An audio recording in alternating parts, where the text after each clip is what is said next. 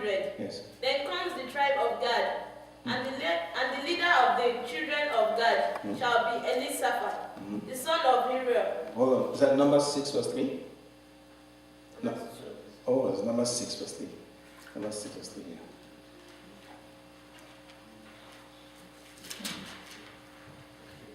He shall separate himself from wine and strong drink, and shall drink no vinegar of wine or vinegar of strong drink. Neither shall he drink no any liquid of grape, nor eat moist grapes or drink. See, thank you. Okay, so that's the law of the Nazarites. They mustn't drink. They mustn't even eat any grapes, not even the skin. Not even, because the skin can get fermented to alcohol. So don't be deceived, please. God does not like any form of alcoholic contents. And many of the children of Israel had turned to the Lord their God. So the purpose of John was to turn the hearts of men back to their God. Shall go before him in the spirit and power of Elias, to turn the hearts of the fathers to the children, and the disobedient to the wisdom of the just, to make ready a people prepared for the Lord. So John the Baptist was the forerunner of Jesus Christ. It's like somebody wants to farm, and before the farm is just like bush, and then somebody comes with a tractor, clears the bush, clears the trees, tills the ground, and then the farmer comes and starts planting. That's what John the Baptist came to do. He came to prepare the people for Jesus. So by the time Jesus came, the people had been prepared. They had been converted. They had been baptized. So when Jesus came, it was easy for them to follow him because John the Baptist had done the hard work. See? Let's go to 1 Samuel 7:3. 1 Samuel 7:3. And Isaiah 40 verse 3. 1 Samuel 7:3. Isaiah 40 verse 3. 1 Samuel 7:3. Yes. Then Samuel spoke to all the house of Israel, saying, If you return to the Lord with all your heart, then put away the foreign gods and the Ashtoreths from among you, and prepare your hearts for the Lord, That's it. and serve him only, and he will deliver you from the hand of Philistines. That's it. Thank you very much. Prepare your hearts. It's the heart that ways to serve God. Are you at Isaiah 40 verse 3?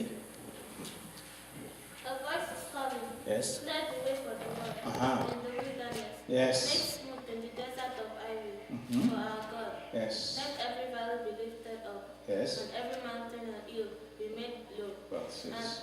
And let the rough ground become a plain. Thank you.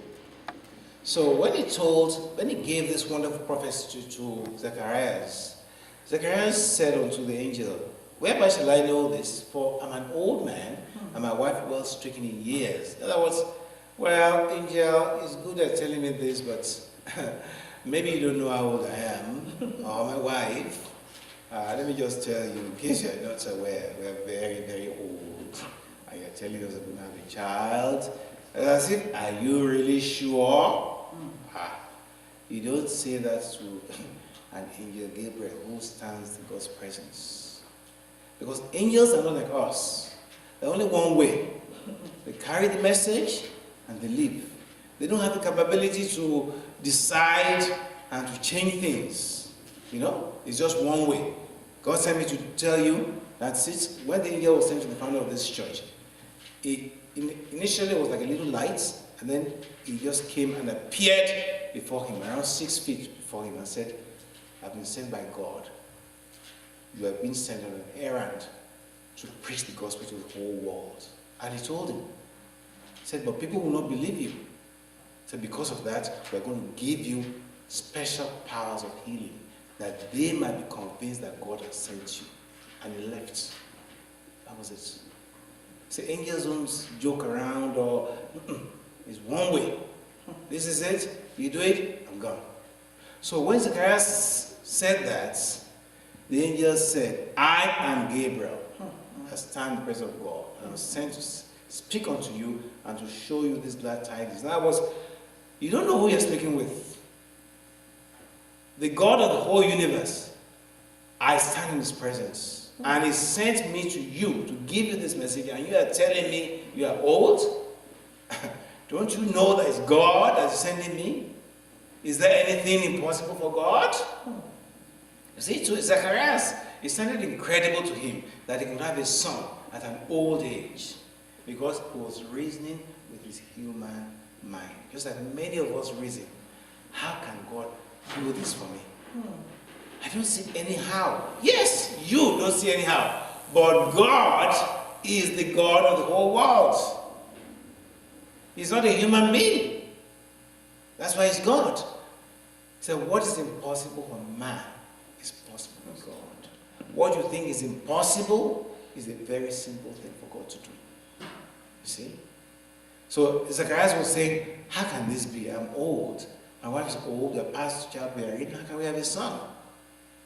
So that's why God Gabriel to tell you that, look, I am Angel Gabriel. In case you don't realize, you don't know who is standing in your presence, I am Angel Gabriel. I stand in God's presence. And it's the one who asked me to give you this message. If it's God telling you this, then it doesn't matter how ridiculous it is, just accept and believe it. Say, behold, you shall be dumb and not able to speak until the day that these things shall be performed. That was judgment. Zechariah was judged because of unbelief, just like many of us. When God shows us things, we don't believe. We say, how can I do this? Hey, they're going to kill me. But God says, don't do it. Don't do it. Say, oh, no, if I don't do it, they'll take on my this. Hey, they'll destroy me. Who told you that? If it's God that spoke to you, it doesn't matter how ridiculous, how unbelievable it is, just believe it. And do it, and you see God's hand move upon your life. So Zechariah was judged. He was dumb until the words of God were fulfilled in his life. And of course, everyone was waiting for him to come out, and finally he came out. He could not speak. And they knew that they had seen a vision. And he spoke to them.